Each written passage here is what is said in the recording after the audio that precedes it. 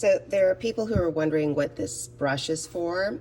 Sometimes they come in these little packs or they're sold individually. And for reed players, like for example, clarinet players, you're going to use them to clean out your mouthpiece right over here. Okay, now what happens is when you're playing day by day, you really can't you know, wash it on the go. But, you know, every once in a while, what you want to do is you want to go ahead and give it a good cleaning. And so right over here, I have this glass, and you'll see there's some bluish liquid on the bottom. And let me tell you what that secret formula is.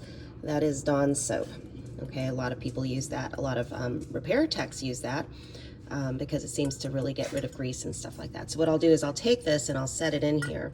And I try not to get the cork wet. So right now I think I put it in too much water, but generally I'll have it in there and I'll just let it soak for a little bit.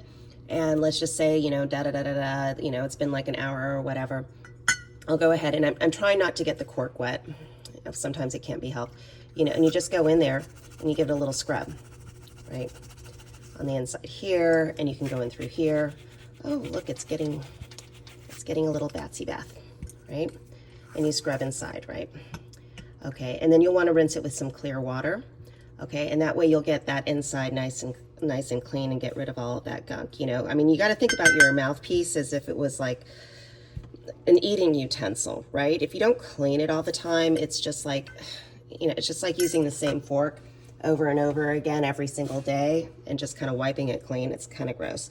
So that's for the weekly cleaning. And then, you know, for the daily cleaning, I usually use like some of this. I got the Sterisprit stuff, and I'll just like, you know, if I'm just out on the go, just go ahead and spray that. You know, wipe that down, and you'll be good to go. It's a good temporary fix because you don't always have water in this stuff they're cleaning. But you know, if you really want to, you can just go ahead and spray on the inside. Take your brush when it's dry and just kind of, you know, give it a good little wash there. You can find like a toothbrush or something, but it's not going to clean as well as this round brush.